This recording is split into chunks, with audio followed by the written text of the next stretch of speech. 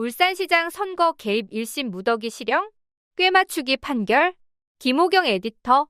문재인 정부 시절 청와대 울산시장 선거 개입 의혹 사건과 관련해 1심에서 징역 3년을 선고받은 더불어민주당 황운하 의원이 재판부가 검찰의 표적 수사에 꿰맞추기 판결을 했다고 반발하며 항소심에서 반드시 무죄를 입증하겠다고 밝혔다. 황 의원은 29일 입장문을 통해 검찰 측의 일방적인 주장과 황운하에게 불리한 증거만 조합해 검찰의 표적 수사에 꿰맞추기 판결을 한 재판부의 유감을 표명한다면서 지난 4년간 재판을 거치며 검찰이 공소한 혐의를 반박하는 증거자료와 검찰 주장과는 상반되는 증인의 법정 증언이 밝혀지며 검찰이 무리한 기소를 했다는 비판이 제기됐다고 했다. 이어 저는 송철호의 청탁을 받거나 청와대의 하명을 받아 김기현 측근을 표적 수사한 사실이 없다. 김기현 측근의 부패 혐의에 대해 수사의 필요성이 있다고 판단해 통상적인 절차에 의해 적법한 수사를 진행했다며 담당 수사관에 대한 인사 조치의 필요성과 상당성이 인정돼 법령상 허용되는 요건 하에 경찰관을 전보시킨 것이므로 권리 행사를 방해한 것이 아니다라고 강조했다. 황 의원은 이 사건은 검찰 공적 1호인 황운하에 대한 검찰의 보복 기소이자 윤석열 정권의 황운하 죽이기 보복 판결임이 명백하다면서 즉시 항소의 재판부가 무엇을 오판했는지 면밀하게 분석 후 항소심에서 무죄라는 점을 반드시 입증하겠다. 윤석열 검찰 정권의 정치 탄압에 절대로 굴복하지 않고 단호히 맞서 싸워나갈 것이라고 전했다. 황 의원은 페이스북에도 글을 올려 납득할 수 없는 판결이 나왔다. 법원은 검찰의 일방적인 주장만을 수용하고 피고인의 정당한 항변은 배척했다고 지적했다. 또 4년 전 검찰이 없는 범죄를 만들기 위해 무리한 수사를 벌이고 억지 기소를 강행했을 때부터 이 사건은 당연히 무죄라고 생각했다. 경찰은 정상적인 수사를 진행했을 뿐 청탁도 하명도 존재하지 않았기 때문이라며 예상과는 달리 1심 법원은 유죄를 선고했다. 윤석열 검찰의 정치적 기소이기에 법원이 무죄를 선고하기에 다소 부담을 가질 수도 있다는 일각의 우려가 현실이 된 것이라고 했다. 황 의원과 마찬가지로 1심에서 징역 3년을 선고받은 송철호 전 울산시장 역시 재판부가 검찰의 일방적인 주장을 그대로 수용했다고 강하게 항의했다.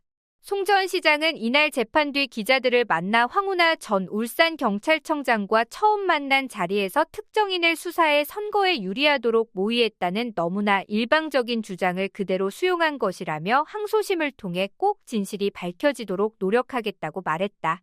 그러면서 꼭 무죄를 밝혀내 그동안 심려를 끼친 점에 대해 울산 시민에게 제 진실을 밝혀내겠다며 어느 한쪽에 편향된 잘못된 주장을 받아들였다고 생각한다고 덧붙였다.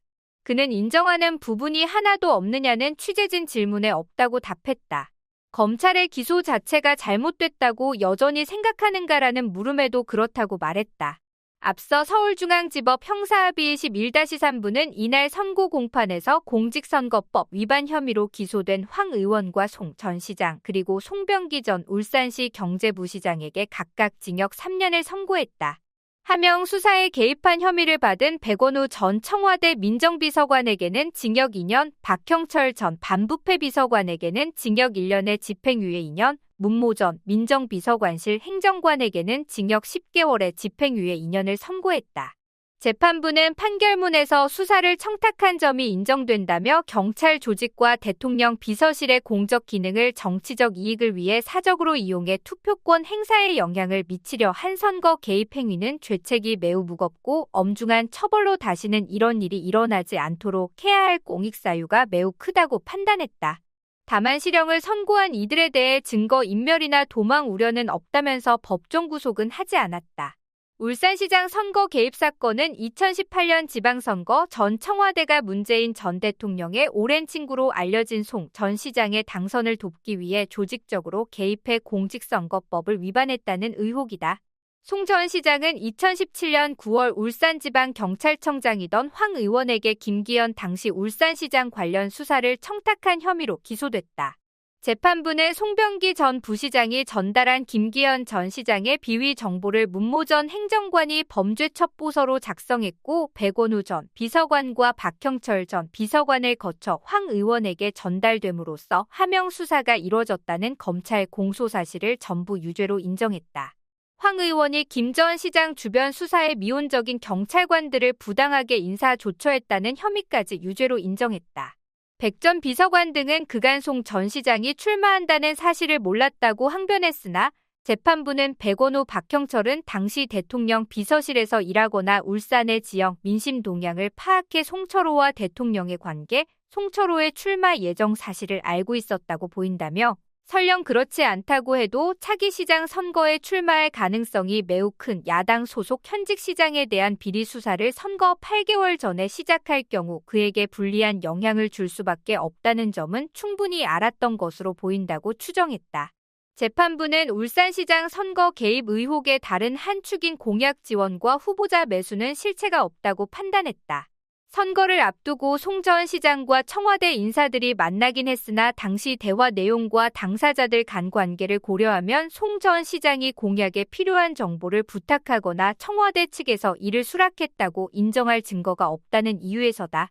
송 시장이 2017년 10월 청와대 측에 김 전 시장의 핵심 공약이던 산재모병원 사업의 예비타당성 조사 발표를 연기해달라고 부탁했다는 혐의에 대해서도 아무런 증거가 제출되지 않았다며 인정하지 않았다.